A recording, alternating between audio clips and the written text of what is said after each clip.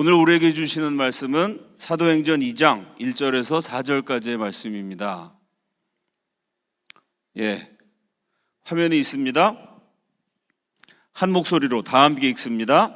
오순절 날이 이미 이르매 그들이 다 같이 한 곳에 모였더니 호련히 하늘로부터 급하고 강한 바람 같은 소리가 있어 그들이 앉은 온 집에 가득하며 마치 불의 혀처럼 갈라지는 것들이 그들에게 보여 각 사람 위에 하나씩 임하여 있더니 그들이 다 성령의 충만함을 받고 성령이 말하게 하심을 따라 다른 언어들로 말하기를 시작하니라.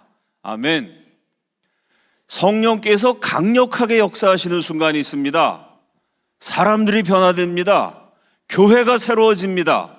민족과 국가, 거대한 공동체의 역사와 운명이 뒤집어지는 엄청난 대변혁이 일어나기도 합니다. 그 놀라운 순간, 성령께서 폭발적으로 역사하시는 순간, 개인과 교회와 국가와 민족의 운명이 송두리째 달라지는 그 절정의 시간을 가리켜서 리바이벌, 부흥이라고 부릅니다. 한반도의 대부흥이 이 자리에서 시작되기를 예수 그리스도의 이름으로 축원합니다. 부흥을 사모하는 우리들은 먼저 그 부흥의 역사를 살펴야 합니다. 1907년, 지금부터 117년 전 평양 땅에서 일어났던 평양 대부흥의 이야기, 한민족에게 쏟아부으셨던 놀라운 성령의 역사를 함께 추적해보고 싶습니다. PPT 준비가 됐죠? 띄워주시기 바랍니다. 1907년 1월 2일부터 14일까지 평양 장대현 교회에서 평안남도 도사경회가 열립니다. 평안남도 각 지역 교회의 요즘 말로 하면 권사님, 장로님, 평신도 지도자들이 모였어요. 장대현 교회 모인 인원은 1000명이 넘었습니다. 그때까지 조선 기독교 역사상 가장 많은 사람들이었죠. 집회에 참석하기 위해서 1000여 명의 한국인들은 무려 140km를 걸어서 왔습니다.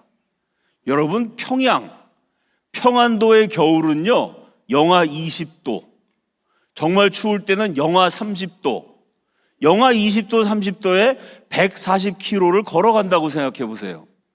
그냥 맨몸으로 가는 게 아닙니다. 2주일 동안 집회하는데요, 2주일 동안 먹을 밥, 반찬, 갈아입을 옷, 덮고 잘 이불까지 아예 나에게 필요한 모든 물품을 챙겨서 이사를 가는 거예요. 먹을 거, 입을 거, 덮을 거 다 싸질머지고 영하 20도, 30도에 140km를 걸어갔는데 그 당시에 무슨 도로가 잘 닦여 있겠습니까? 치안이 유지가 됐겠어요. 강을 건너야 하고 산을 넘어야 합니다. 평안도의 산에는 호랑이가 살아요. 가난한 조선에는 도둑대가 들끓었어요. 강도의 위험을 피하고 맹수의 으르렁거리는 소리를 들으면서 오직 하나님을 갈망하는 마음, 은혜 받겠다는 신념 하나를 가지고 140km를 걸어서 모여든 1000여 명을 보고 미국 선교사들이 감동을 받습니다. 이 얼마나 뜨거운 민족인가, 이 얼마나 열정이 끌어넘치는 민족인가, 장차 하나님이 이 민족을 놀랍게 사용하실 줄로 믿는다. 요즘 선교학에서 쓰는 용어로 얘기하면요, 그 당시 조선 사람들이 원주민이에요. 미국 사람, 캐나다 사람, 영국 사람, 호주 사람들이 선교사입니다. 선교사가 원주민에게 은혜를 끼치는 게 일반적인 선교 사역인데, 이 장대현 교회 집회에서는 오히려 그 140km를 걸어온 원주민 1000여 명을 보고 선교사들이 은혜를 받는 역사가 처음부터 시작이 됩니다. 1월 2일부터 부흥회였고요, 1월 6일 첫 번째 저녁 집회가 시작이 돼요. 첫날부터 성령이 사납게 역사하십니다. 성령이 역사하시면요, 양다리를 거칠 수가 없어요. 성령이 역사하시면요, 감출 수가 없습니다. 성령이 역사하시면요, 대강 넘어갈 수 없어요. 여러분, 성령님이 역사하시면 정말 조심하시기 바랍니다. 교회 그냥 왔다 갔다 하면서 성령 안 받으면요, 교회 다니면서 바람도 필 수 있습니다. 교회 다니면서 돈도 띄어먹을 수 있어요. 교회 다니면서 얼마든지 내가 주인이 돼서 내 인생 멋지게 폼나게 내 맘대로 마음껏 살아갈 수 있어요. 성령이 역사하시면 그게 안 돼요. 성령이 역사하시면 죄를 견딜 수가 없습니다. 성령이 역사하시면 성령의 사람이 되든지 지옥에 던져질 인생이 되든지 양단 간의 결판을 내야 돼요. 다시 한번 여러분께 경고의 말씀을 드립니다. 성령이 역사하실 때 조심하셔야 돼요. 그냥 교회만 왔다 갔다 하면서 내 마음대로 살고 싶으신 분은요, 성령 근처에도 가시지 않는 편이 좋습니다. 117년 전 우리 할아버지 할머니들에게는요, 용기가 있었어요. 성령이 역사하시는데 그 성령이 타오르는 불길의 한복판으로 뚜벅뚜벅 걸어 들어갔습니다. 평양대부흥 장대현 집회에서 도망가지 않고 은혜를 받아버렸어요. 성령을 받아버렸습니다. 은혜 받고 성령 받아 뒤집어지는 역사, 117년 전에 일어났던 장대현 교회 역사가 바로 이곳 호서대학교 강당에서 다시 한번 일어나기를 예수 그리스도의 이름으로 축원합니다. 성령을 받아버렸더니 견딜 수가 없잖아요. 그래서 집회가 끝냈는데 사람들이 집에 안 가요. 어떻게 숙소에 돌아가고 집에 돌아갑니까? 성령이 역사하시니까 내가 지은 죄가 떠올라요. 내가 어떤 인간인지가 깨달아져요. 더 이상 이렇게는 살 수 없습니다. 그래서 누가 시키지도 않았는데 밤 10시에 집회가 끝났어요. 그 다음날 새벽이 될 때까지 성령 받은 사람들이 통곡을 하고 통회하고 자백하면서 눈물 콧물 뿌려가며 하나님께 부르짖기 시작해요. 성령이 역사하시니까 견딜 수가 없어서요, 사람들이 막 뛰쳐나와요. 왜? 성령이 역사하시면 죄를 견딜 수가 없어요. 하나님도 사랑하고 세상도 사랑하고 하나님 말씀도 듣고 죄도 사랑하고, 그게 성령이 역사하시면 불가능해집니다. 그거 사람들이 막 나와가지고 내가 도둑질을 했습니다, 내가 바람을 폈습니다, 내가 마약에 쪄들어 있었습니다, 내가 남의 돈을 떼어먹었습니다. 견딜 수가 없으니까 어떻게 하든지 그 죄를 털어버리고 싶은데 그게 내 힘으로 안 되거든요. 그러니 사람들 앞에 나와가지고 나 같은 도둑놈도 변화될 수 있도록 여러분 기도해 주십시오. 다 같이 기도하고, 그 다음 사람 나와가지고 나같이 간사하고 가늠한 더러운 인생도 변화될 수 있도록 여러분 기도해 주십시오. 다 같이 기도하고, 1월 2일부터 성령께서 역사하시니까 우리 할아버지 할머니들 견딜 수가 없어서 죄를 자백하고 부르짖기 시작을 합니다. 자, 앞에 보여드렸던 그림의 사회자이신 그레암 리 선교사님의 기록, 한 사람씩 일어나서 자신의 죄를 고백하고 고꾸라져서 울었다. 바닥에 엎어져서 자기가 죄인이라는 완전한 고통 속에서 주먹으로 바닥을 쳤다. 어느 성도는 회개하려고 애쓰면서 그 가운데 쓰러져 방 건너쪽에 있는 나에게 소리쳤다. 목사님, 나에게도 희망이 있는지요? 나 같은 죄인도 용서받을 수 있는지요? 말씀해 주십시오. 그리고 나서 바닥에 엎드려 울고 또 울며 고통 중에 부르짖었다. 때때로 회개의 고백 후에 모든 회중이 통성 기도를 했다. 수백 명의 회중이 통성 기도를 한 효과는 무엇이라고 말로 표현할 수 없는 것이었다. 다시 회개의 고백 후에 그들은 참을 수 없는 울음을 터뜨렸고 우리 모두 함께 울었다. 우리는 그럴 수밖에 없었다. 그래서 그 모임은 기도와 고백과 눈물로 새벽 2시까지 계속되었다. 장대현 교회 사람들이 뒤집어지고 난리가 났다는 소문이 평양시대에 쫙 퍼졌어요. 그 소문을 듣고 옳거니 기가 막힌 기회가 왔구나 무릎을 친 사람, 그 당시 순포, 요즘 말로 하면 경찰 방은덕입니다. 방은덕이가 만세를 불렀어요. 왜? 얘기를 들어봤더니 장대현 교회에서 죄인들이 자백한다는 거예요. 나는 도둑질했습니다, 나는 남의 돈을 떼어먹었습니다, 나는 마약을 팔았습니다. 그러면 경찰 입장에서는 얼마나 좋겠어요. 요즘 말로 하면 수갑 하나 딱 들고 가서 나는 도둑질했습니다, 오케이 땡큐 일로 와, 수갑 채우고. 나는 가늠했습니다, 너도 일로 와, 너는 징역 1년. 나는 마약 팔았습니다, 너는 압수수색. 사람들이 스스로 죄를 고백하면 경찰이 실적을 올리기에 얼마나 좋겠습니까? 이 방은덕이라는 순포가 그 얘기를 듣고 내가 장대현 교회 가갖고 성령인가 뭔가 받아갖고 죄를 고백하는 놈들 몽땅 잡아다가 유치장에 쳐놓으면 내가 승진할 수 있겠다. 실적을 올리겠다는 마음으로 1월 8일, 오늘이 1월 10일이니까 이틀 전이네요. 117년 하고 이틀 전에 방은덕이 장대현 교회 집회에 참석했어요. 딱 앉아갖고 어떤 놈이 죄를 고백하나 체포해야지 기다리고 있는데 길선주 장로님이 설교 시간에 외칩니다.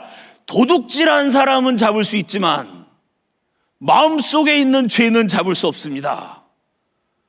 아니, 내가 지금 도둑질한 놈 잡으려고 왔는데 내 밖에 있는 도둑놈이 누군가만 갖고 지금 눈에 불을 켜고 살피고 있는데 밖에 있는 도둑놈이 아니라 네 마음에 있는 도둑 죄를 봐라. 밖에 있는 도둑은 잡을 수 있지만 마음속에 있는 죄는 잡을 수 없습니다. 어이쿠, 나도 죄인인데 이거 난 어쩌란 말이야? 그 다음에 설교합니다. 죄 있는 마음이 지옥이요 회개한 마음이 천국입니다. 그 말이 맞죠, 여러분? 내 안에 죄의 문제가 그대로 있으면 죄의 결론은 사망입니다. 지옥이에요. 아무리 큰 죄를 지어도 회개하고 예수를 믿으면 죄 용서받고 구원받는 줄로 믿습니다. 그래서 회개한 마음이 천국입니다. 죄 있는 마음이 지옥이요 회개한 마음이 천국입니다. 이 말씀이 화살처럼 날아가서 순포 방은덕의 가슴에 콱 찔려요. 아이쿠 소리를 지르면서 경찰이 떼굴떼굴 구릅니다. 그리고 뭐라고 소리를 지르냐면 저는 천당에 와서 지옥을 찾으려고 한 죄인 방은덕입니다. 거기 장대현 교회 도둑질한 놈, 마약하는 놈, 간음한 놈, 죄 많이 고백한다 그래가지고 그거 잡으러 왔더니 설교를 들어봤더니요, 죄가 있어도 회개한 마음이 천국입니다. 그러니까 죄수들만 빠글빠글한 줄 알았더니 거기가 천국이었어요.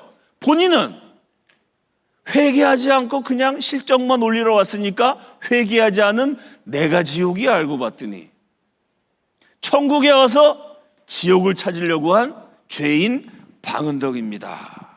1월 8일 날 경찰이 회개하는 역사가 일어납니다. 이게 또 평양시대의 소문이 쫙 퍼져요. 그 평양 근교에 유명한 절이 있었는데 10여 년 용맹정진하며 불도를 닦던 김덕엽 스님이 그 소문을 듣습니다. 도를 깨우치려고 열심히 수련을 했는데 뭔가 마음이 채워지지 않아요. 그래? 기독교라는 종교가 들어왔다는데 거기 뭐 놀라운 일이 일어났어? 구경이나 가보자. 스님이 몰래 숨어가지고 이 장대현 교회 집회에 참석했어요. 몰래 숨어가지고 이렇게 그냥 뭐 하나 구경만 하려고 그랬는데 길선주 목사님이 장로님이 뭐라고 설교하시냐면 성령 안에서 숨을 자가 없습니다 이러는 거예요. 아니 몰래 숨어 있는데 성령 앞에서 숨을 자가 없대. 아이고 이거 큰일 났구나. 예수 믿고 회개하면 마음에 평안이 찾아옵니다. 그 얘기를 듣는데 10년을 도를 닦았어요. 장좌 불와 오랫동안 앉아있고 눕지 않는 벽을 보고 수행을 했습니다. 별하별 고행을 당하면서 진리를 찾았건만 해탈에 이르지 못하고 마음에 평안이 없었어요. 그런데 예수 믿고 회개하면 마음에 평안이 옵니다. 그 설교를 듣는데, 아니 불교 스님이 기독교 설교를 듣는데 어쩌자고 또 그게 믿어져요? 성령이 역사하시면 믿어지는 역사가 일어납니다. 이분이 견딜 수가 없어서 갑자기 스님이 기독교 부흥회를 하는데 스님이 앞으로 투벅투벅 나오더니 목에 이렇게 메고 있던 염주를 벗어서 길선주 장로님에게 주면서 내가 10년 도를 닦아도 마음의 평안을 찾지 못했는데 예수 믿으면 평안이 온다는 설교를 듣는 순간 무언지 모르게 내 마음속에 평안이 찾아왔습니다. 스님이 회개하는 역사가 일어납니다. 성령의 역사와 죄의 고백이 계속돼서 드디어 집회의 마지막 날 1월 13일 저녁이 됐어요. 계속해서 기도하고 뒤집어지고 난리가 나니까 마지막에 성령의 엄청난 역사가 있을 거다. 다 같이 기대하는 마음으로 모였는데 다 함께 통성 기도하겠습니다. 주여! 하고 나가야 되는데 통성 기도하겠습니다. 통성기도 하자 그랬는데 그 1000여 명이요. 아니 일주일 동안 잠도 안 자고 밥도 안 먹고 떼굴떼굴 구르면서 기도하고 난리를 쳤던 사람들이 한순간에 침묵. 기도의 입이 떨어지지 않는 거예요. 기도의 외침이 발해지지 않는 거예요. 무언가가 콱 짓눌러요. 아니 어제까지 그렇게 성령 충만했는데 스님이 뒤집어지고 도둑놈이 회개하고 술꾼이 술을 끊고 엄청난 역사가 일어났는데 마지막 날 하늘이 닫혀버렸어요. 마음이 닫혀버렸어요. 기도가 막혀버렸어요. 길선주 장로님이 답답해서 호소합니다. 여러분 그 은혜가 어디 갔습니까? 다 죽었습니까? 여러분 영혼이 다 죽었습니까? 호소를 하다가 말고 갑자기 길선주 장로님이 그 자리에서 무너집니다. 내가 아간입니다. 나 때문에 하늘 문이 닫혔습니다. 그리고 가슴을 치면서 얘기하는 거예요. 그때 길선주 장로님의 회개 많이들 들어보셨죠? 그 길선주 장로님의 가까운 친구가 사업을 했어요. 그분 일찍 세상을 떠나면서 재산을 길선주 장로님께 맡겼습니다. 길장로, 우리 집사람 평생 살림만 해서 돈 관리할 줄도 모르고 사업할 줄 모르니 길장로가 내 재산 잘 관리해줘서 우리 아내 고생하지 않고 이제 아버지 없이 자라야 되는 우리 아들, 딸, 자녀들 고생하지 않고 살아갈 수 있도록 자네가 좀 내 재산을 맡아주게. 돈을 맡겼는데 세상에 평양 대부흥의 설교자로 수많은 사람들 회개하는 불을 토하는 설교를 하셨던 명설교가이자 부흥사 길선주 장로님이요, 그 돈을 몰래 떼어먹었다는 거예요. 이게 사람입니다. 인간이 다 한계가 있어요. 아무리 뛰어난 영성을 가진 사람이라도 그 돈의 유혹 앞에 무너져 버린 거죠. 그래서 저와 여러분이 날마다 성령 충만해야 할 줄로 믿습니다. 죄 앞에 장사가 없어요. 탐욕 앞에 버틸 수 있는 힘 있는 사람 없습니다. 성령 충만하지 않으면요 판판이 깨질 수 있고 번번이 무너질 수 있어요. 이렇게 길선주 장로님이 자기의 죄를 고백하니까 막혔던 것이 콱 뚫리는 것처럼 다 같이 회개를 기도하고 통성 기도하면서 잦아들던 부흥의 불꽃이 마지막 날 다시 폭발적으로 타오르게 됩니다. 그 장대현 교회 집회는 평안남도 도사경회, 평안남도 각 지역교회의 평신도 리더들이었기 때문에 그분들이 장대현 교회에서 성령 받고 자신의 본교회로 들어가서 살아계신 하나님, 장대현 교회에 내리셨던 불을 우리 교회도 주시옵소서 기도하는 곳마다 불이 임해서요 평안도가 성령의 불로 활활 타올라요. 제가 평양대기로 기록을 보다가 웃었습니다. 이 평양에서 일어난 부흥의 불길이 조선 팔도 전역으로 번져가게 됩니다. 어떻게 번졌을까요? 장대현 교회에서 불이 임했고 거기 참석했던 사람이 자기 교회 가서 불이 임했어요. 근데 거기 참석했던 사람 평안도 사람이거든요. 평안도만 활활 타올랐는데 그게 어떻게 함경도, 전라도, 경상도, 충청도로 옮겨갔을까요? 북한 분들 아시죠? 평안도가 성령 받아갖고 수지 맞았어. 그러면 누가 열받을까요? 함경도 사람이 열받아요. 지역 감정이 있거든요. 한국 사람들이. 함경도 교회들이 열받아서 기도했어요. 하나님, 사람 차별하시면 안 됩니다. 평안도만 부흥을 주시면 함경도는 뭡니까? 기도하는 함경도 교회 부흥이 임합니다. 평안도 함경도에 부흥이 임하니까 전라도 사람들이 열받죠. 하나님, 북한만 사람이고 우리 전라도는 찬밥입니까? 성령을 주시려면 골고루 주셔야지 왜 윗동네만 주십니까? 전라도에도 성령이 불임합니다. 충청도에도 임하고 강원도에도 임하고 평안도에서 성령이 역사하셔서 뒤집어졌다는 소식을 들은 조선 팔도의 교회들이 열받아서 샘이 나서 연락에 기도하다가 다 성령 받는 엄청난 역사가 일어납니다. 성령님이 역사하시면 인간의 약점을 통해서도 엄청난 대업이 가능할 줄로 믿습니다. 이래서 막 조선 팔도가 뒤집어지는 엄청난 역사가 일어나고 세계 기독교 지도자들이 중요한 역사의 기록을 남기게 되죠. 그 다음 장면이요.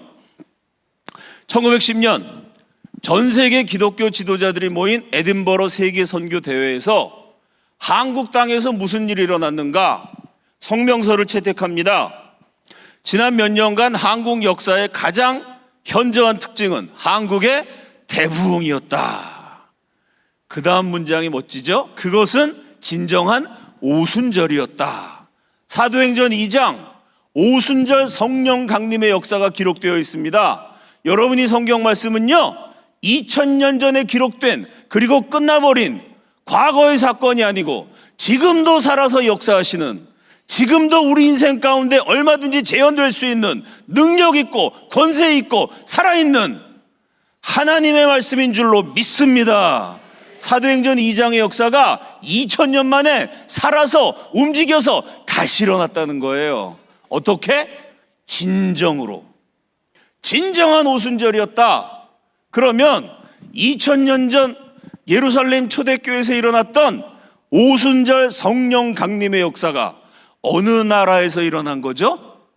세계에서 제일 가난했던 나라, 아프리카보다 못 살았던 조선, 길거리에 굶어 죽은 사람 시체가 널려있던 민족, 정확하게 말하면 나라도 아닙니다. 왜? 1910년은요 한일 합방으로 조선이 멸망당했던 해. 나라도 아닌 세계에서 제일 가난한 멸망하는 식민지 조선에서 사도행전 2장에 오순절 성령 강림의 역사가 2000년 만에 다시 일어났다. 우리가 한 얘기가 아니고 세계 기독교 지도자들이 이렇게 인정한 세계 교회사의 대사건입니다. 5만 명의 한국 기독교인들은 정화시키는 부흥의 불을 통과했고, 그 경험을 통해 오늘 한국 교회는 죄의 무시무시한 성격, 구원하시는 그리스도의 능력, 기도의 권능, 하나님의 임재를 알게 되었다. 이 5만 명이라는 숫자는요 그냥 교회 왔다 갔다 하는 사람 숫자가 아닙니다. 정말 성령 받아 뒤집어진 사람 숫자, 이게 불과 2, 3년 사이에 5만 명이 늘어났다는 거예요. 이때 우리 선조들이 갑자기 교회가 부흥해서 성도들이 밀려오니 얼마나 좋았겠어요. 요즘 같으면 그냥 다 받았을 텐데 그 당시 우리 할아버지 할머니들은요 교회의 질, 교회의 성숙을 지키기 위해서, 본질을 지키기 위해서 지나친 양적 팽창을 오히려 경계했어요. 그걸 어떻게 할 수 있냐면, 여러분 요즘 교회 가서 세례 받는데 얼마나 걸리시죠? 뭐 어떤 교회는 세교 훈련 4주, 8주 마치면 곧바로 세례 받을 수 있습니다. 세례 받는 게 그렇게 어렵지 않아요. 평양 대부흥 당시 예수 믿고 세례 받은 초신자들에 대한 기록을 보면요 평양 대부흥 집회 참석해서 불 받고 뒤집어졌는데 세례 받는데 평균 1년 6개월, 그렇게 오래 걸렸어요. 왜 이렇게 오래 걸렸느냐? 세례 문답 기록을 보면 예수 믿은 증거가 있음, 성령 받은 증거가 있음, 삶이 변화된 증거가 있음. 그런데 세례 받는데 1년 6개월이야. 이유가 뭐냐? 한글을 깨치지 못함. 이게 이유예요. 한글을 못 읽는다고 세례를 안 줬어요. 왜? 부흥 집회 가서 마음이 뜨거워져 가지고 막 예수 믿겠다 그랬는데 먼저 성경부터 읽고 내가 믿어야 할 신앙의 내용이 뭔지 하나님 말씀을 확인하고 그 다음에 세례 받아라. 한글을 깨쳐야 성경 읽을 거 아니에요? 한글을 깨치지 못함. 그 다음에 또 어떤 기록이 있냐면 성령 받은 증거 있음, 삶이 변화된 증거 있음, 게다가 한글도 깨치고 성경을 읽은 경험도 있음. 근데 이 양반도 세례 받는데 한 1년 걸렸어요. 왜 1년 걸렸느냐? 성경을 읽었으되 일독을 못함. 이렇게 돼 있어요. 내가 믿는 신앙이 뭔지 창세기부터 요한계시록까지 남의 얘기만 듣지 말고, 다른 사람이 만난 하나님 얘기만 주워 담지 말고 당신 눈으로 한 번은 확인해 보고 그 말씀대로 살겠다는 결단이 서거든 그 다음에 세례 받아라. 일독을 못해서 세례 받는데 또 오래 걸렸어요. 서울에 있는 어느 변호사니까 당연히 글자도 읽고요, 교회도 열심히 다녔고 성경을 여러 독함, 이런 기록이, 성경을 여러 번 읽었다는 거예요. 여러 독. 근데 이분도 세례받는데 1년 6개월이 걸렸어요. 그 이유가 뭐냐? 변화됐다는 증거는 있으되 가끔씩 헷갈림, 이렇게 돼 있어요. 교회에 있을 때는 예수 믿는 사람인 것 같은데 세상 나가갖고 친구들하고 어울리다 보면 가끔씩 뭐 술도 한잔하고 젓가락도 두들기고, 이게 예수를 믿는 사람인지 안 믿는 사람인지 본인도 헷갈리고 남도 헷갈려. 그러니까 당신은 확실히 예수 믿는 사람인지 헷갈리지 않게 되면 그때 세례 받으시오.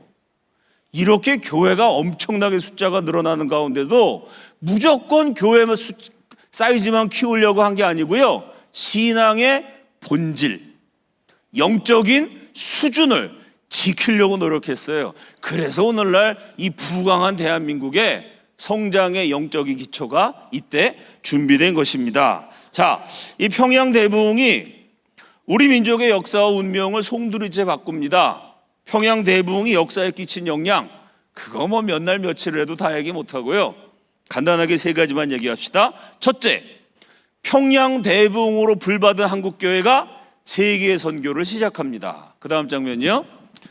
자, 평양대부흥이 1907년 장대현교회, 1년이 지난 1908년 장대현교회에서 이기풍 선교사 파송식이 열립니다. 첫 번째 선교지는 제주도. 지금은 제주도가 국내죠. 그 당시에는 제주도까지 배 타고 가는 길이 워낙 험했기 때문에요, 제주도와 육지는 언어도 다르고 문화도 다르고 풍습도 다른, 그래서 제주도에서 전도하는 것은 국내 전도라기보다 해외 선교로 간주되던 시절입니다. 성령 받은 우리 할아버지 할머니들이요, 그 성령의 불을 가지고 바다 건너 제주도에 복음을 증거하는 최초의 선교사 이기풍 목사님을 파송합니다. 그게 1908년. 평양대부흥 6년이 지난 1913년에는요 진짜로 외국, 그것도 여러분 우리나라가 5,000년 동안 중국을 대국으로 섬겼습니다. 유교 중국에서 들어왔어요. 불교 중국에서 들어왔어요. 도교 중국에서 들어왔어요. 종교라는 거는 원래 중국 사람들이 한국한테 전해주는 건 줄 알았습니다. 그 역사가 뒤집힌 역사적인 계기가 평양대부흥. 왜? 우리에게 앞선 문명을 전달해주고 여러 우리 조상들이 믿었던 종교를 전달해준 그 중국에 1913년에 한국교회가 선교사를 파송합니다. 그때부터 역전이 돼서 그 전까지 우리가 중국한테 뭘 맨날 배웠는데 지금은 우리가 중국의 선교사도 파송하고 기술이나 모든 면에서 대한민국이 중국보다, 우리가 물론 나라는 작지만 앞서가지 않습니까? 5,000년 중국 따라가다가 중국이 한국 따라온 거로 역사를 바뀐 첫 번째 출발점이 평양대부흥. 1913년에 중국에 선교사 보낸다 그랬더니요, 미국 선교사, 영국 선교사, 캐나다 선교사, 호주 선교사, 서양 선교사들이 다 뜯어 말립니다. 야, 니네가 선교지야. 니네가 원주민이고. 아니, 개신교 선교사가 들어온 지 30년도 안 됐는데 조금 부흥이 일어나긴 했지만 그래도 아직 조선에 예수 안 믿는 사람이 너무 많은데, 게다가 아프리카보다 못 살거든요. 굶어 죽은 사람이 넘쳐나는데 니네가 무슨 돈이 있어서 선교를 하냐? 그 당시 한국 신학교에서는요 선교학이라는 과목이 없었습니다. 왜? 우리가 선교를 받는 나라지 무슨 선교를 합니까? 아니, 선교학이라는 과목도 없고요, 굶어 죽어가는 신자들 겨우 그냥 예수 믿고 살겠다고 뜨겁게 기도하는 거 말고는 아무것도 없는 나라예요. 아무것도 없는 교회입니다. 세계에서 가장 가난한 민족, 가장 비참한 결에 이제 겨우 그냥 세워지기 시작하는 어린아이 같은 교회인데 그 교회가 선교사를 보내겠다 그랬더니 다들 뜯어 말렸어요. 그래도 한국교회가 고집을 부리고 평양대부흥의 설교자였던 길선주 장로님, 나중에는 목사님이 되셔가지고요, 서양 선교사들하고 싸워가면서 고집을 불어서 기어이 선교사를 파송했습니다. 왜 그렇게 선교에 집착했을까요? 그 다음 장면이요. 길선주 목사님의 고백. 우리의 실정에 세계 선교를 하기란 너무나 힘겨운 일이다. 돈도 없고 경험도 없고 아무것도 없어요. 너무나 힘겹고 고통스러운 불가능한 사역이지만 그래도 선교사를 파송해야 하는 이유, 독립국은 못 되어도 정치적으로 힘이 없습니다. 경제적으로 가난해요. 나라가 송두리째 멸망당해 버렸습니다. 세계 지도를 펼치면 우리나라 땅 모양은 있는데 그 위에 뭐라고 써 있느냐? 코리아가 아니고 재팬, 일본의 한 지방이 돼버렸어요. 우리가 힘없는 민족이고 짓밟히는 민족이고 서러운 민족이라 독립국 수준도 못 되는 식민지이지만, 세상 나라의 역사에서는 힘이 없어서 식민지이지만 하나님 나라의 역사에서 우리는 당당한 선교국이 되어야 한다. 이렇게 짓밟힌 나라 잃은 백성이지만 하나님 믿고 열심히 선교사 보내면 하나님이 우리 민족의 중심을 보시고 장차 잃어버린 나라를 되찾게 하실 수 있다. 예수 사랑하는 마음과 나라 사랑하는 마음이 둘이 아니라 하나였어요. 독립국은 못 되어도 선교국은 되어야 한다. 이런 열심을 가지고 선교사를 파송하니 전 세계가 깜짝 놀랍니다. 생각해 보세요. 저 유럽과 미국의 백인 교회는요, 300년, 500년, 아프리카, 아시아, 아메리카 100개가 넘는 나라를 500년 넘는 세월 동안 선교를 했습니다. 100개가 넘는 나라 선교에도 첫째, 부흥이라는 게 안 일어나요. 둘째, 무슨 선교사입니까? 교회도 없는데. 100개가 넘는 나라를 300년, 500년 선교해도 부흥이 일어나지 않는데, 한국이란 나라? 개신교 선교사가 들어가고 20년도 안 돼서 평양 대부흥이라는 대사건이 일어났어요.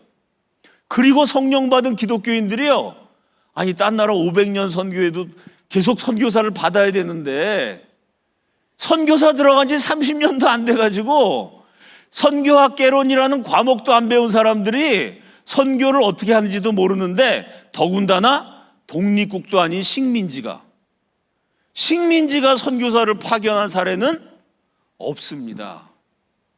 독립국은 못 돼도 선교국 되어야 된다고 100개가 넘는 나라 500년 선교에도 일어나지 않는 부흥이 한국에서만 일어났고, 다른 나라 상상도 못하는 일, 복음이 들어가고 30년도 안 돼서 해외 선교사를 파송하는 엄청난 역사를 보고 그때부터 전 세계 교회가 한국을 주목하기 시작해요.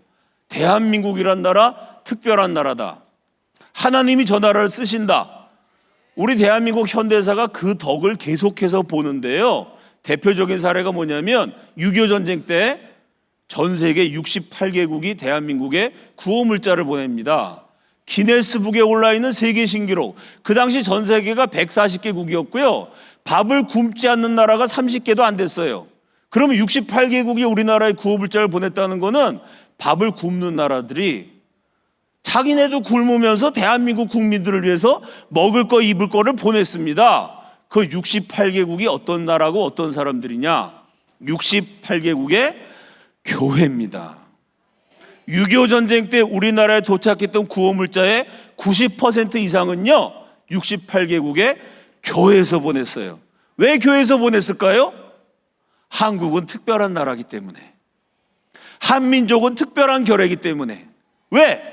쟤네는 1907년부터 일찌감치 성령 받은 나라이기 때문에 저 나라를 도와줘야 된다. 결국 평양 대부흥의 역사가 6.25 그 이후까지 전 세계가 대한민국을 도와주는 중요한 계기가 됩니다. 자, 첫째는 세계 선교가 시작됐고, 둘째는 대한민국을 알리는 외교가 본격적으로 전개가 됩니다. 지금은 인터넷이 있기 때문에 미국에서 무슨 일이 일어나든지 이스라엘 팔레스타인 전쟁 상황 실시간으로 확인할 수 있어요. 이 당시에는 텔레비전도 없었습니다. 한국에서 성령이 역사하셨지만 그 역사를 대부분 세계에서는 모르고 있었죠. 누군가 전 세계를 돌아다니면서 한국에서 어떤 일이 일어나고 있는지를 알려줘야만 했습니다. 바로 그 역할을 한 우리 민족 최고의 외교관. 그 다음 장면이요, 나중에 대한민국 건국 대통령이 되는 이승만입니다. 평양 대부흥이 일어나고 조선 팔도에 성령의 불길이 번져가던 부흥이 절정에서 타오르던 1908년 3월 미국 펜실베니아주 피츠버그에서 제1차 세계 선교 대회가 열립니다. 1차라는 것은 항상 역사적으로 중요하죠. 그 전에 없던 게 새로 생겼으니까요. 왜 1908년이 1차냐? 그때까지 세계에서 제일 잘 사는 1등 패권 국가는 영국이었습니다. 영국이 1등, 미국이 2등. 그러다 보니까 세계 선교를 영국이 주도했어요. 미국은 영국의 선교를 도와주는 조력자 역할을 했습니다. 그런데 1908년쯤에는 미국과 영국의 국력이 비슷해져요. 굳이 따지자면 공동 1등 내지는 경제 분야는 미국이 조금 더 강한데 정치나 다른 분야는 영국이 좀 강한, 결국 두 나라가 비등비등한 국력인데 교회 숫자, 성도 숫자, 헌금 액수, 기독교의 파워는요 미국이 영국을 압도해요. 그래서 미국 교회가 반성을 합니다. 우리 미국 교회가 영국 교회보다 훨씬 크고 헌금도 많이 내고 성도들도 많은데 우리가 세계 선교에 앞장서야지. 하나님의 축복을 전 세계에 나눠줘야지. 영국은 저렇게 열심히 선교하는데 우리는 뭐 영국이 알아서 하는 거지. 그리고 뒤만 따라가면 하나님이 주신 은혜에 대한 책임을 망각하는 거다. 이러고 미국 교회가 각성하는 마음에서 1908년에 이제부터는 미국 교회도 선교에 적극적으로 앞장서자라는 뜻으로 제1회 선교사 대회를 하고, 이 1908년 대회 이후로 지금까지 미국이 세계 선교를 주도하고 있습니다. 자, 지금까지 무려 115년 미국이 세계 선교를 주도하게 된 결정적인 역사적인 회의, 바로 그 자리에 한국 감리교회 대표로 33살 이승만이 참가해서 유창한 영어로 1시간 반 동안 한국에서 무슨 일이 일어나고 있는지 평양 대부흥을 미국의 기독교 지도자들에게 생중계합니다. 한국의 부패한 정부는 정화되어야 하고 그들의 심령과 힘은 새로워져야 합니다. 그러나 유교와 불교, 한국인들이 믿어왔던 모든 종교는 그 일에 실패했습니다. 만약 한국이 구원받을 수 있다면 그것은 세상의 구주 예수 그리스도에 의해서이며 예수 그리스도 오직 그분만이 한국에 참 구원을 주실 수 있고 주실 줄로 믿습니다. 우리는 하나님께 감사합니다. 지금 나라가 망해가고 있는데 감사하다는 거예요. 왜 그랬을까요? 하나님은 우리에게 민족적인 교만, 조상숭배 신앙, 이교적인 미신을 포기할 수 있는 위대한 기회를 주셨습니다. 나라가 망하고 있지만 이것은 오히려 위대한 기회라는 거예요. 왜?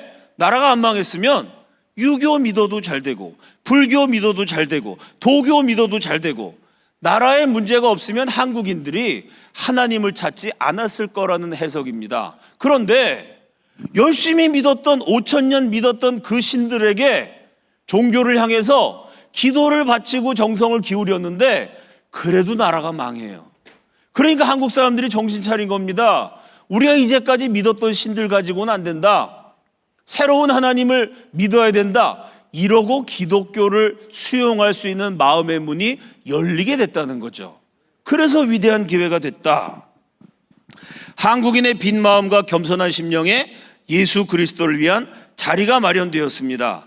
그것이 지금 한국에서 진행되고 있는 것이며 한국은 실제적으로 그들이 자랑했던 모든 것을 포기하였습니다. 한국은 하늘로 눈을 돌리고 오 하나님 나의 상처난 심령을 치료하시고 당신의 팔로 나를 안으소서라고 외칩니다. 최근 국가적 어려움이 있은 후 놀라운 능력, 무서운 부흥의 영이 한국을 사로잡았습니다. 왕실의 일원, 정부의 고관들, 유교의 보수주의 학자들, 불교 사원의 경건한 승려들, 상류층의 여인들, 평민 가정들, 시골의 가난한 농부들, 각계각층의 모든 종류의 사람들이 하나님의 교회로 몰려오고 있습니다.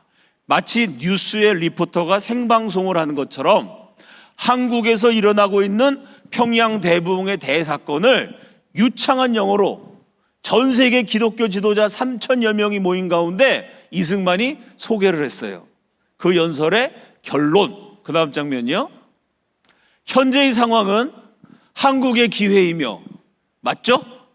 한국이 하나님을 믿을 기회예요. 두 번째, 하나님의 기회이며, 맞죠? 하나님이 한국을 구원하시는 기회예요. 여기서 한 걸음 더 나갑니다. 세 번째, 동시에 미국의 자매와 형제 당신들의 기회입니다. 말이 됩니까? 한국 사람들의 예수 믿는 게 미국의 기회인가요? 이건 조금 이상하죠? 결론이 뭐냐? 이와 같은 상황에서 한 국가가 필요로 하는 것이 무엇인가를 숙고하십시오. 한국을 위해서 무엇을 해야 하는지를 발견하십시오. 제가 오늘 3일째 집회에 와가지고 설교를 쫙 한 다음에 결론! 이와 같은 상황은 아프리카 잠비아를 위한 기회입니다. 여러분이 집회 마치고 오늘 돌아가셔서 기도하시면서 잠비아를 위해서 여러분이 무엇을 할지를 발견하고 결단하십시오 라고 설교를 하면 여러분이 전부 다 어리둥절, 저 목사가 뭘 잘못 먹었을까? 아니 평양대북 얘기하고 복음통일 얘기하다가 결론이 왜 아프리카를 위해서 뭘 하라는 거야? 이해가 안 되겠죠? 이 얘기도 그 얘기예요. 한국에서 부흥이 일어났는데 그게 왜 미국의 기회입니까? 왜 미국 사람들이 뭔가를 해야 돼요? 이게 뚱딴지 같은 소리인데 사실은 말이 됐습니다. 이승만의 논리는 이거예요. 이제 미국이 세계 선교를 주도하겠답니다. 제1차 세계 선교대회를 열었어요. 우리가 선교 전략을 세우자. 영국만 따라가지 말자. 이제부터 우리가 앞장서야 된다. 거기에 대해서 이승만이 응답한 겁니다. 맞습니다, 여러분. 여러분이 세계 선교 앞장서야 됩니다. 그럼 여러분 선교라는 건요, 그냥 사람들이 계획해서 마음대로 하면 될까요? 아니면 하나님이 어디서 역사하고 있는지를 확인해야 될까요? 여러분 교회에서 선교지를 선정할 때 어느 나라에 선교사를 파송할 것인가, 어느 나라 교회에 선교비를 보낼 것인가 어떻게 결정하죠? 세계지도를 놓고 그 앞에다 다트를 던져, 다트를 딱 던져서 꽂히면 주님의 뜻이다. 그렇게 결정하나요? 연구하겠죠. 하나님이 어디서 역사하시는지 찾아보겠죠. 이승만이 그 얘기를 한 거예요. 미국의 형제자매 여러분, 여러분이 세계 선교를 지금 주도하겠다 그러는데 선교하려면 전략이 있어야 되고 그 전략의 첫걸음은 사람의 생각이 아니라 하나님의 뜻입니다. 하나님이 지금 어디서 역사하고 계신지를 발견해서 하나님의 역사하시는 그 현장에 가야 선교가 되는 거죠. 하나님도 역사하지 않으신데 사람이 가서 일한다고 되는 게 아닙니다. 그러면 제가 한 수 가르쳐 드리죠. 지금 하나님이 어디서 역사하고 계시느냐? 동방의 등불 코리아, 한국 땅에 평양 대부흥이 조선 팔도를 휩쓸고 있습니다. 그러니 한국에 투자하십시오. 세계 선교가 이루어집니다. 말이 돼요, 안 돼요? 말이 됩니다. 그래서 미국 사람들이 여기 아멘 해가지고요, 그때부터 미국이 한국을 도와주게 됩니다. 대표적인 사건, 이승만의 독립운동이라는 게 33년 동안 미국 50개 주 안 간 데가 없습니다. 미국의 수많은 도시들을 돌아다녔는데 강연의 대부분을 어디서 했느냐? 교회에서 했어요. 뭐라고 강연했느냐? 첫째, 상해 임시정부를 승인해 주십시오. 정치적인 지지를 호소했습니다. 또 하나 더 중요한 것은 한국에 선교사를 보내주십시오. 더 많은 교회가 필요합니다. 더 많은 병원이 필요합니다. 더 많은 성경책이 필요합니다. 여러분이 한국에 투자하시면 세계 선교가 앞당겨집니다. 장차 독립된 한국은 세계 선교의 앞장서는 미국의 친구가 될 것입니다. 그 얘기를 30여 년 하고 다녔는데 미국 사람들이 설득이 됐습니다. 설득되었다는 증거 수도 없이 많지만 이승만이 어느 교회 가갔고요, 한국 선교를 쫙 소개하고 한국의 정치적인 상황, 왜 독립되어야 되는지, 자유민주주의 국가 수립을 향한 꿈을 쫙 얘기하고 나서 내려가면 미국의 엄청난 재벌 한 사람이 이승만 뒤를 따라 딱 올라와요. 그리고 뭐라고 얘기했냐면 닥터 승만 리의 강연을 듣고 마음이 뜨거워져서 한국에 선교사로 나가고 싶으신 분은 저에게 연락하십시오. 제가 선교비를 지원해 드립니다. 젊은이들 가운데 아직 신학 공부를 안 했다, 그래도 괜찮습니다. 저에게 연락하십시오. 제가 신학교 등록금 대드립니다. 신학 공부하신 다음에 선교비 지원할 테니까 한국의 선교사가 되어 주십시오. 이승만을 졸졸 따라다니면서 이승만 강연 끝나면 선교비 후원을 약속하셨던 분, 실제로 그분이요, 신학교 등록금 대주고 선교비 대줘서 그 미국 부자의 선교 지원을 받아서 한국 땅에 왔던 선교사가 구체적으로 확인된 것만 20명이 넘어요. 그 사람 이름을 여러분이 다 알고 계십니다. 그 다음 장면이요. 서울에 세브란스 병원이 있습니다. 연세대학교 의과대학을 연세 세브란스 의대라고 부르죠. 세브란스 병원 들어보셨죠? 그 세브란스 병원을 세우신 분이 누구냐? 미국의 재벌 세브란스. 그분의 이름을 딴 병원이에요. 세브란스는 열렬한 이승만의 팬, 이승만 강연을 듣고 마음이 뜨거워진 미국 젊은이들, 확인된 것만 20명 이상 신학교 장학금과 선교 지원금을 대줘서 한국 땅에 와서 일생을 바치게 만든, 그리고 한국의 병자들을 위해서 그 당시 제일 좋았던, 지금도 굉장히 좋은 병원이죠, 병원을 세워주신 고마운 미국의 기독교인입니다. 평양 대부흥의 결과, 첫째, 세계 선교가 시작되었고, 둘째, 대한민국을 성령이 역사하시는 나라라고 전 세계에 알리는 이승만의 외교가 본격화됐습니다. 셋째는 성령 받은 그리스도인이요, 독립운동에 뛰어들었어요. 교회에서 기도하다가 성령 받아야 됩니다. 아멘이시죠? 교회가 아니라 신천지 가서 기도하다가 받으시면 곤란합니다. 통일교가 갖고 무슨 불 같은 거 받으시면 아주 어려워져요.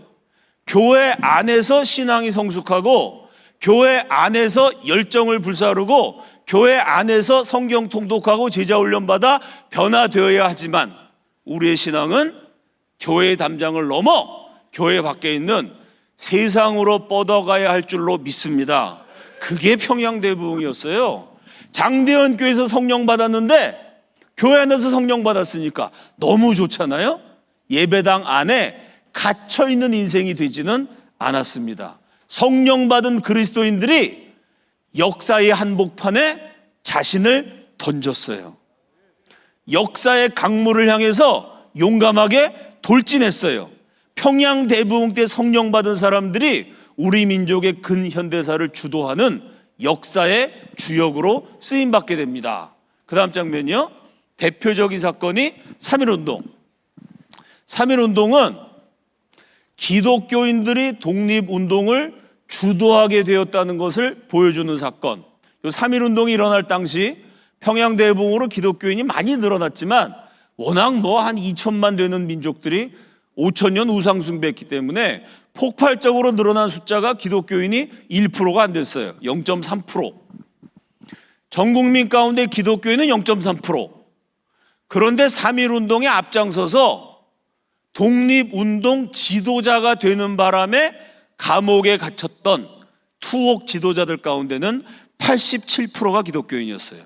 3.1운동 이후에는 독립운동 지도자 10명이 모이면 8명, 9명이 기독교인인 평양대부흥으로 예수 믿은 분들이 독립운동에 뛰어들었다는 사건이죠. 자, 그러면 평양대부흥과 3.1운동이 직접적인 연관관계가 있느냐? 그 다음 장면이요. 이분이 평양대부흥 당시 불을 토하는 설교로 수많은 사람들에게 은혜를 끼쳤던, 그 당시는 길선주 장로님, 그 후에는 길선주 목사님이 되셨습니다. 이분의 호가 영계. 벌써 이 호도 영빨이 느껴지지 않습니까? 영계를 아시는 분이에요, 정말. 영계 길선주 목사님. 이 길선주 목사님은 평양대부흥의 주역이었죠. 동시에 이분의 일가족이 독립운동에 앞장서게 됩니다. 길선주 목사님의 장남 길진형, 아버지 닮아 예수도 잘 믿고 공부도 잘해서 미국 유학 준비하던 총명한 엘리트였어요. 그런데 3.1운동 일어나기도 전에 평양대부흥으로 한국교회가 막 부흥하고, 그 다음에 이승만이 YMCA 운동이라는 걸 일으켜서 조선팔도를 누비면서 기독교인들 중심으로 독립운동을 전개해요. 그러니까 조선총독부가 가만히 봤더니 조선이란 나라 총 한 방 안 쏘고 집어삼켰어요. 한일 전쟁으로 망한 게 아닙니다. 한일 합방, 총 한 방 안 쏘고 나라가 송두리째 망해버렸어요. 그래서 조선 놈들 별거 아니구나, 우리가 멸망시키는데 총 한 방 안 쏴, 이러고 우습게 여겼는데 기독교가 번져가니까 조선 총독부가 긴장을 하죠. 한국교회가 독립운동의 근원이 될 것이다, 뿌리부터 뽑아야 된다. 그래서 기독교가 막 번져나갈 때요, 조선 총독부가 105인 사건이란 걸 일으킵니다. 조선 팔도의 기독교 지도자 668명을 잡아다가 고문해요. 그 당시 기독교는 얼마 없었는데 668명이면 예수 열심히 믿는 사람 그냥 다 잡아가둔 거예요. 668명을 고문하고 그 중에 105명을 기소해서 재판에 넘깁니다. 그래서 105인 사건, 우리 아마 역사 시간에 들어본 적 있을 거예요. 그때 평안도 지역의 기독교 청년 지도자였던, 뜨거운 애국자이자 신앙인이었던 길선주 목사님의 장남 길진형 청년이 20대 중반의 나이에 끌려가서 고문을 받아요. 너무 고통을 많이 받아갖고 몸이 망가져서 식물인간이 됩니다. 정신도 나갔어요. 미쳐버려가지고 몸과 마음이 다 망가져서 아버지 엄마를 못 알아봐요. 똥오줌을 못 가립니다. 20대 청년이 식물인간으로 누워있는데 길선주 목사님 사모님이, 부모가 대소변을 받아가면서 열심히 아들을 간호했건만 그 아들이 끝내 정신이 돌아오지 않고 아버지 어머니를 못 알아보는 상태에서 식물인간인 채로 죽어요. 아들을 잃었으니 길선주 목사님이 얼마나 마음이 허전했겠습니까? 맛있는 걸 먹어도 옛날처럼 맛있지가 않아요. 즐거운 모습을 봐도 나도 모르게 웃음이 나오다가도 아들 생각이 나면 또 마음이 침울해져요. 세상살이가 시들해져서 이 세상에 마음이 없고 마음이 딴 데 가서 놀게 돼요. 그래서 길선주 목사님이 장남을 잃어버린 다음에 시를 씁니다. 그 다음 장면이요, 시의 제목이 마음이 논이는 딴 세계. 이 세계는 내 아들 잡아 죽인 세계, 내 장남 고문해서 아버지 엄마도 못 알아보게 만든 세계, 우리 아들 눈에 넣어도 아프지 않은 사랑하는 내 기도와 소망을 담은 총명한 아들이었는데 식물인간 돼갖고 대소변도 못 가리게 하고 헛소리 하다가 죽게 만든 세계. 이 세상살이에는 관심이 없어요. 마음이 딴 데 가서 논다는 거예요.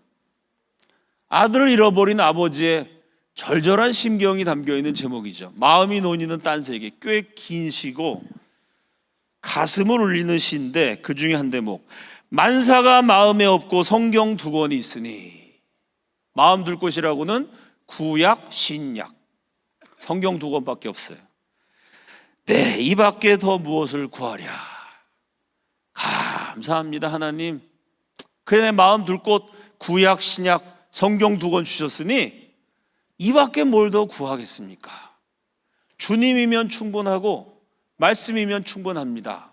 그때 이후로 요한계시록을 만독을 하셨다, 뭐 이런 교회사의 전설 같은 이야기가 있습니다만은 평생을 성경 통독하고 기도하면서 일생을 바치시게 됩니다. 장남은 3.1운동 일어나기도 전에 독립운동하다가 죽었고, 길선주 목사님은 1910년 8월 경술국치, 조선이 멸망하는 날, 여러분 평양 대붕이 일어났던 장대현 교회는요, 교회 앞마당에 국기 개양대가 있었어요. 기도하는 교회였고 애국하는 교회였습니다. 거기 맨날 태극기가 나붙겼어요. 그래서 나라가 망했으니까 태극기 갖고 있다가는 감옥에 잡혀가요. 조선이 망하는 날 길선주 목사님이 교인들을 다 불러 모아요. 눈물 어린 마지막 태극기 하강식을 합니다. 다 같이 피눈물이 흐르는 가운데 태극기가 내려져요. 그때 길선주 목사님이 설교하십니다. 언젠가 하나님의 때가 되었을 때 다시 한번 태극기가 개양되어서 평양의 푸른 하늘 아래 태극기가 나부끼게 될 겁니다. 그 설교를 하시고 10년이 지났어요. 1919년 3월 1일 역사적인 그날 갑자기 길선주 목사님이요 교인들을 장대현 교회 앞마당에다 모으셨어요. 10년 전에 내렸다가 일본 사람 몰래 감추어 두었던 태극기, 그걸 다시 갖고 오셔서 3.1운동의 함성이 삼천리에 진동하던 그날에 평양대봉이 일어났던 바로 그곳 성령의 진원지 장대현 교회에서 다시 한번 10년 만에 태극기 개항식을 해요.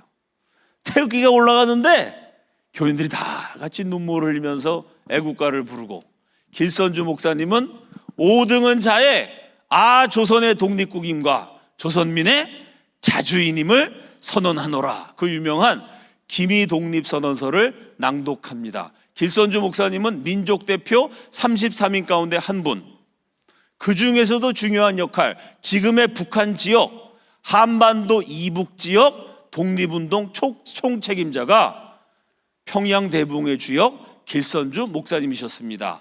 태극기를 멋지게 휘날리고 독립선언서를 낭독하신 다음에 북한 지역에서 제일 먼저 길선주 목사님이 체포되십니다. 3.1운동에 앞장서셨어요. 자, 아버지는 북한 지역 독립운동 책임자, 장남, 큰형은 독립운동하다 고문당해 식물인간 되고 죽었어요. 이 집안에 남아있는 차남 길진경 청년, 아버지하고 형님 닮아 예수 잘 믿는 애국자. 이 길진경 청년은요 공부를 잘해서 한국 땅에 와 있는 서양 선교사를 통해서 미국 신문, 영국 방송, 잡지 이런 걸 열심히 청취하는 거예요. 그 3.1운동 당시에 조선총독부가 검열을 해가지고요, 너네 쪼생찡들이 아무리 독립만세 불러도 세계에서 아무도 호응 안 한다, 전 세계는 우리 일본 편이다, 이런 가짜 뉴스를 퍼뜨렸어요. 사실은 3.1운동이 일어났을 때 미국 교회, 영국 교회, 호주 교회, 한국에 파송된 선교사님이 있는 교회들이요 일본 정부한테 항의를 엄청 많이 합니다. 미국 정부의 항의 때문에 3.1운동 초창기에는 일본 사람들이 독립운동한 사람 잡아가지고 팔 자르고 다리 자르고 코 자르고 난도질을 했어요. 근데 그런 야만적인 행위를 중단하라 미국 교회가 압력을 넣어서, 그 미국 교회 압력을 받은 그 당시 상원의 정치적 거물이었던 보라, 이름이 보라예요. 보라 상원의원, 그 당시 아주 미국 외교를 주물렀던 거물인데, 보라 상원의원이 잔학행위 금지 권고안, 이걸 제출해요. 팔 자르고 다리 자르지 말아라 일본 놈들. 일본 정부의 압력을 넣으니까 미국 상원에서 만장일치로 통과가 됩니다. 그래서 처음에는 일본 사람들이 막 자르다가 그 다음에 감옥에 잡아가두고 때리긴 했지만 팔 자르고 다리 자르는 이런 끔찍한 짓은 못하는, 결국 만행이 어느 정도 완화가 되죠. 그런 뉴스를 조선에 있으면 모르거든요. 왜 길진영 청년은 영어도 잘했기 때문에 선교사님한테 정보를 얻어가지고 신문을 만들어요. 신문의 제목이 독립신문. 서울에 양화진 묘역 있죠? 선교사님들 그 무덤 있는 그 양화진 묘역 옆에 쬐끄만 박물관이 있어요. 거기 박물관 들어가 보면요, 독립신문, 그때 뿌렸던 독립신문 사본이 지금 남아 있는데 신문 사이즈가 얼마나 하냐면 요만해요. 신문이 이렇게 손바닥만 해. 왜 이렇게 손바닥만 했을까요? 이거 들키면 큰일 나거든요. 이렇게 큰 신문을 뿌리면 일본 사람이 잡아가잖아요. 신문을 요만하게 만들어서 손에 딱 쥐고 있다가 옆 사람한테 줘요. 옆 사람이 읽고 쥐고 있다가 옆 사람이 줘요. 신문을 요 안에 싹 집어넣으면 일본의 감시를 피할 수 있겠죠. 이러니 조선 총독부가 두통거리예요. 3.1운동이 막 일어나면 때려잡아.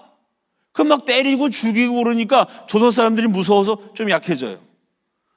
이제 끝났나 보다 싶으면 다시 또 막 일어나. 때려잡아. 이제 끝났나 싶으면 또 일어나. 이놈들 어떻게 독립운동을 계속하지?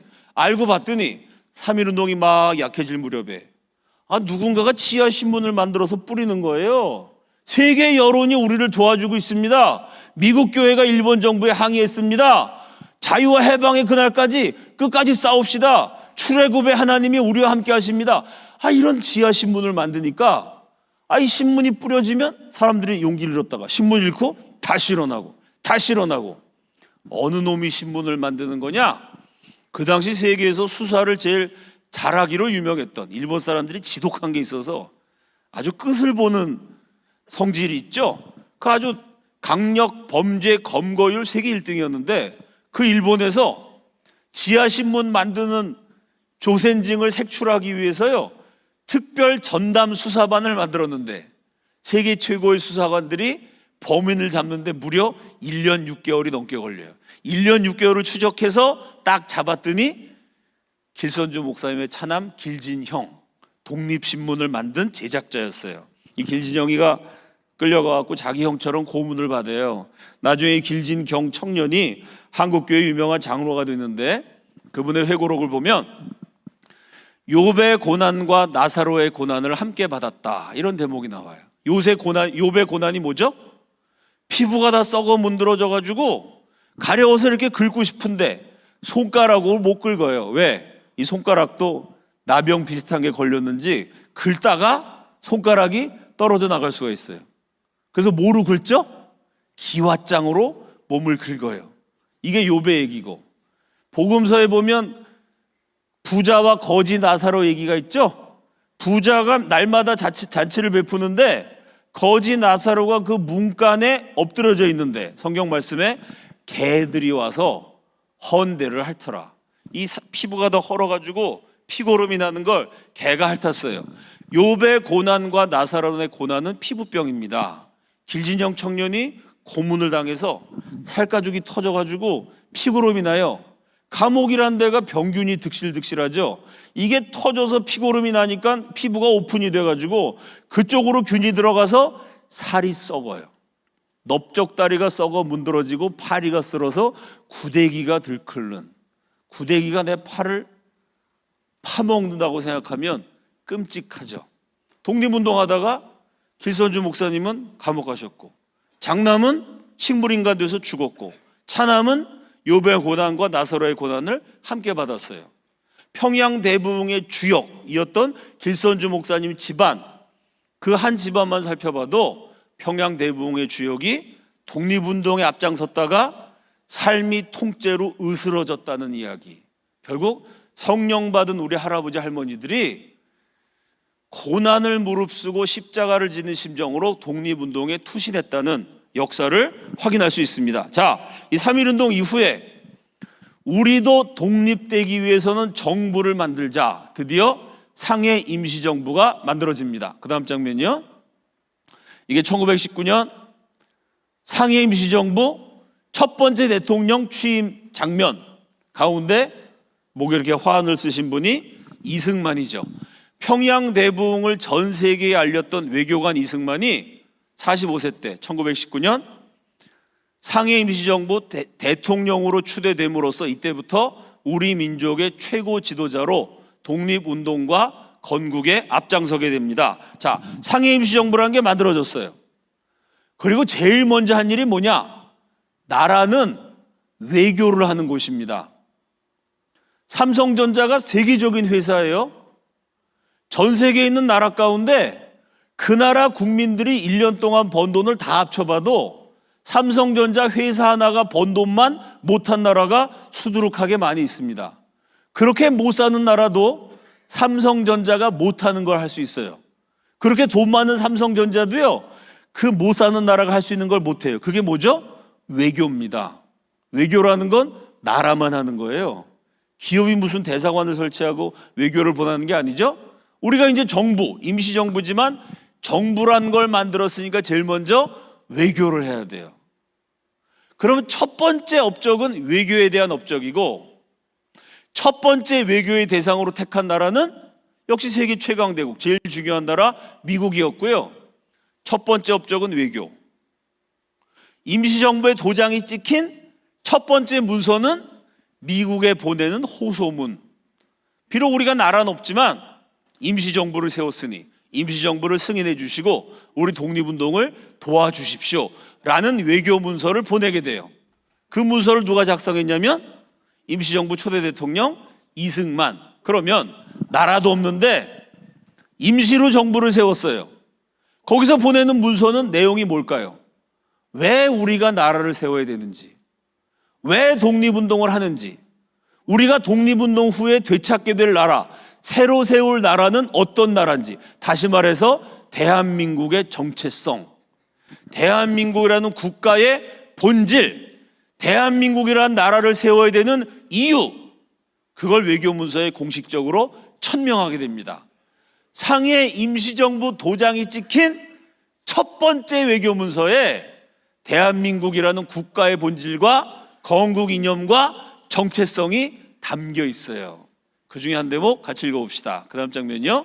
다 함께 읽습니다. 시작.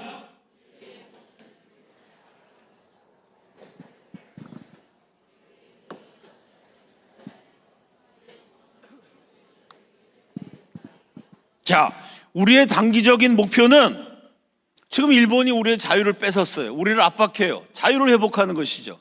우리의 장기적인 목적은 아시아의 민주화. 결국 우리나라가 자유민주주의 국가가 됐잖아요. 우리의 소망, 한국인의 가슴에 품고 있는 우리의 희망, 우리의 소망, 우리의 열망, 이게 뭐냐? 앞에 건 다 정치적인 거예요. 일단 자유를 회복해야지. 식민지에서 독립해야 돼요. 그 다음에는 민주주의 국가를 만들 겁니다. 이건 겉으로 보이는 정치적인 비전이고요. 우리가 독립하고 민주주의 국가를 만들어서 정말 우리가 하고 싶은 일은 뭐냐? 한국인의 희망, 한국인의 꿈, 한국인의 비전, 대한민국이란 나라를 세워야 되는 이유, 그게 뭐냐면 우리의 소망은 기독교의 전 세계적 보급이다. 전 세계 예수 그리스도를 증거하는 것. 교회에선 이거를 세계 선교라 그러죠.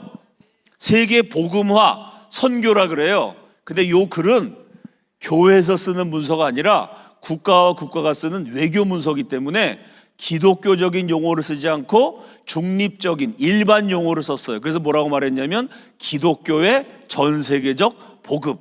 다시 말해서 전 세계 예수 그리스도를 증거하는 제사장 나라가 되기 위해서 대한민국은 독립되어야 하고 식민지의 노예 상태에서 해방되어야 하고 자유민주주의 국가로 건국되어야 하고, 그렇게 세워진 대한민국은 전 세계 십자가의 피 묻은 복음을 증거하는 성령이 역사하시는 나라, 하나님께서 사용하시는 민족, 세계 선교의 대국이 될 것이다. 이런 비전을 담았어요. 이 비전 그대로 첫째, 우리가 자유를 되찾았죠? 북한에 있던 동포들이 남한에 내려와가지고 제일 좋은 게 뭐냐? 제가 물어보니까 10명 가운데 9명이 자유가 있어서 좋다. 하나님을 없애버린 공산주의 북한은 하나님이 없으니까 자유도 없어요.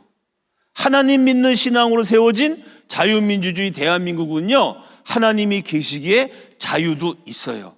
자유가 있는 나라로 건국이 됐고, 둘째, 우리의 목적은 아시아의 민주화이다. 아시아에서 민주주의 제일 잘하는 나라, 우리에게 민주주의를 가르쳐준 미국보다 민주주의 더 잘하는 나라, 실제로 민주주의 지수를 매긴 거 보면 미국보다 한국이 앞서 있습니다. 미국보다 민주주의를 앞서가는 나라가 됐어요. 셋째, 기독교의 전 세계적 보급.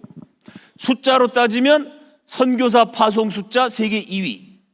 근데 우리는 인구가 적으니까 선교사 숫자도 적어요. 인구 비례로 따지면, 비율상 따져볼 때 선교사 제일 많이 파송한 나라가 어느 나라냐? 압도적인 1위의 선교 대국 대한민국. 평양 대부흥의 주역들이 작성한, 감사합니다. 박수를 치실래요? 확실하게 치시죠.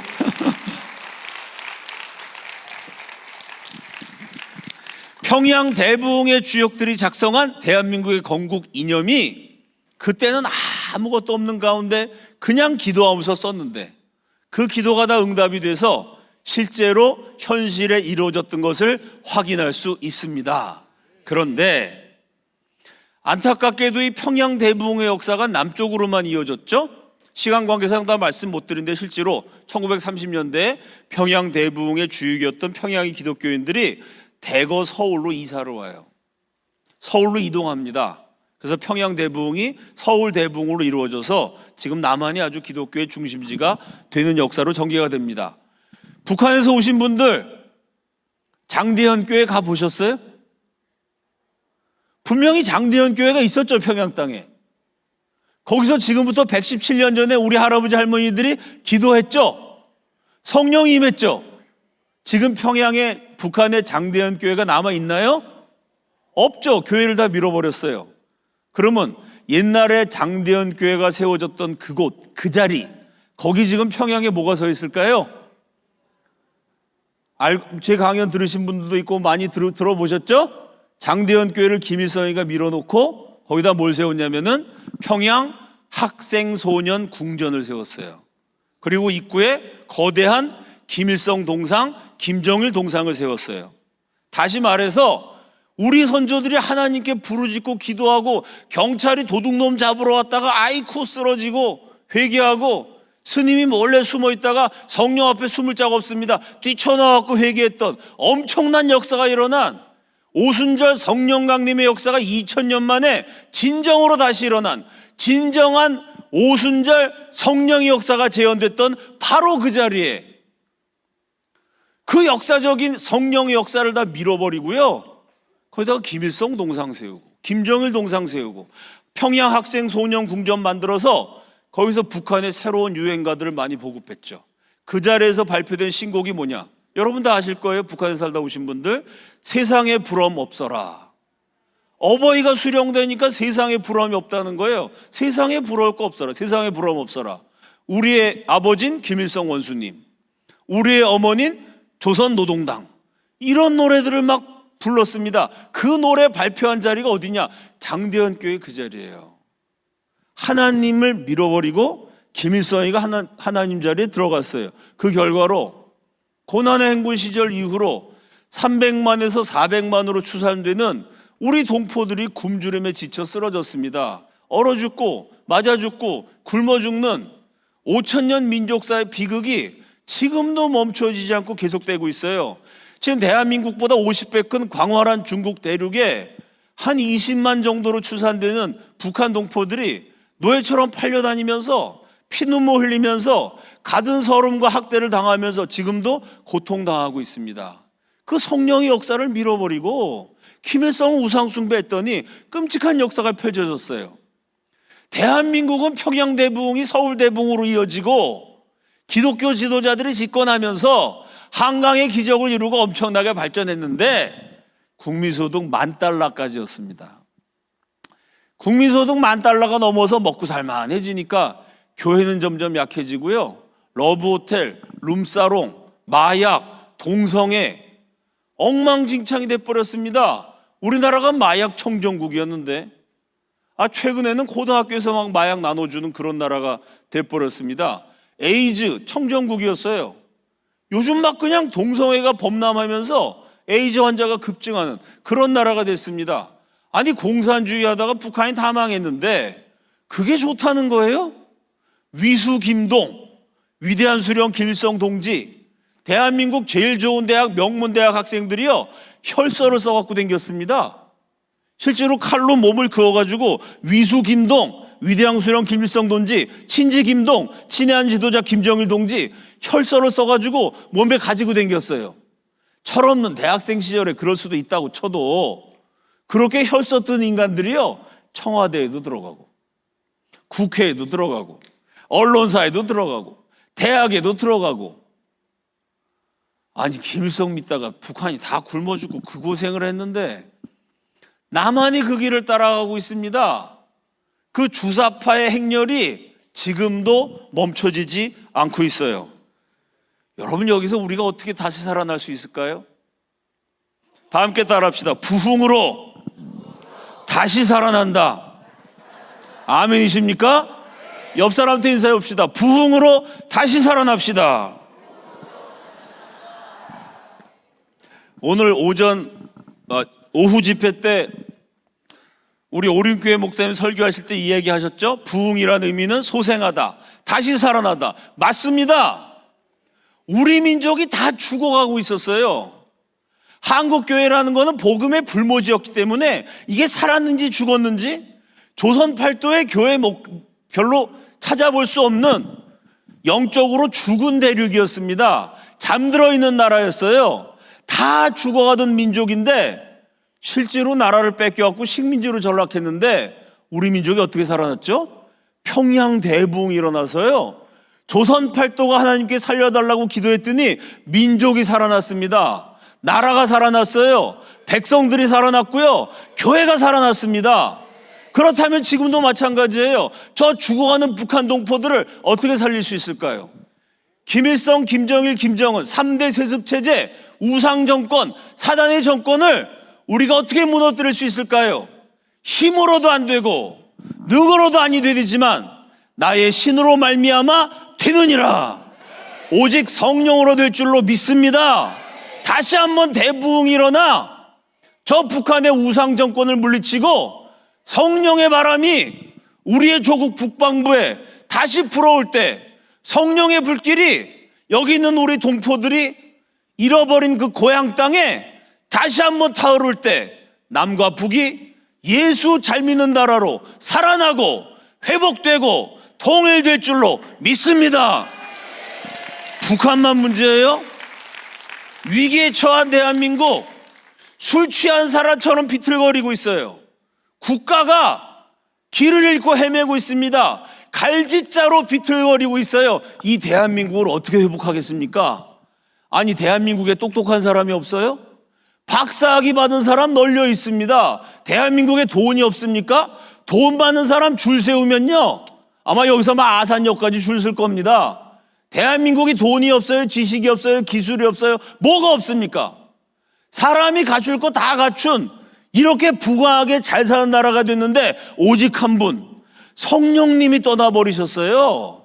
악령이 지배하는 나라가 되니까 자살률 1등이 되고, 청소년 성폭행 1등이 되고, 청소년 음주율 흡연율 1등이 되고.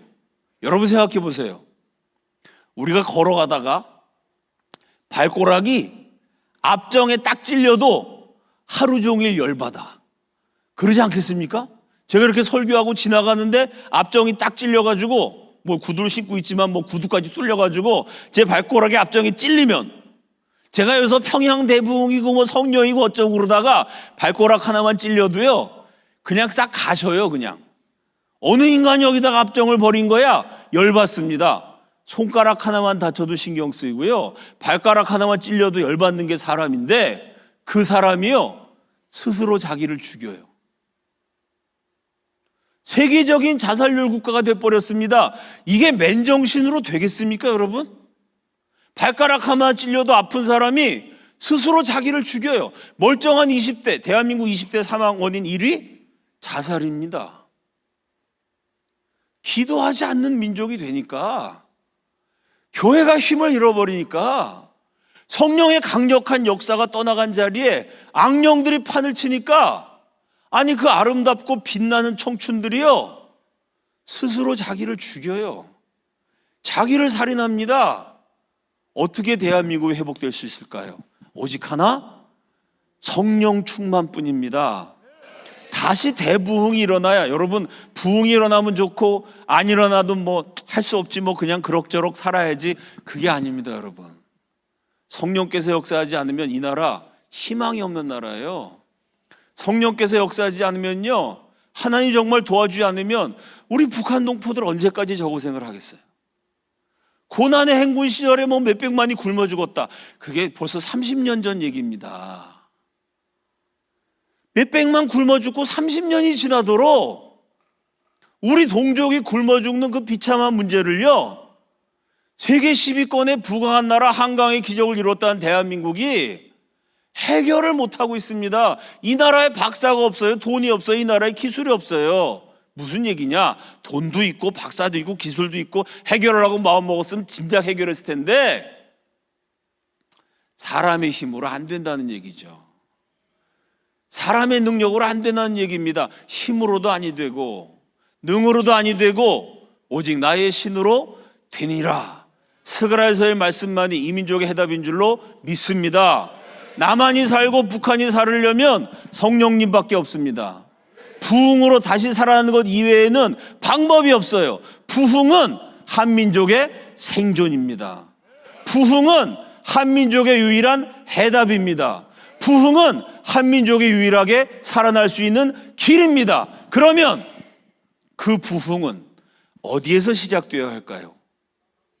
그 부흥의 불길은 누구로부터 타올라야 할까요? 오직 하나님을 갈망하고 오직 성령의 능력만을 의지하며 오직 예수 그리스도만이 주님이라고 고백하는 저와 여러분을 통해서 우리 민족을 다시 살리고 남한 땅을 살리고 북한 땅을 살리고 고통당하는 우리 동포들을 해방시킬 수 있는 한반도의 대부흥이 다시 한번 시작되기를 우리 주님의 이름으로 축원합니다.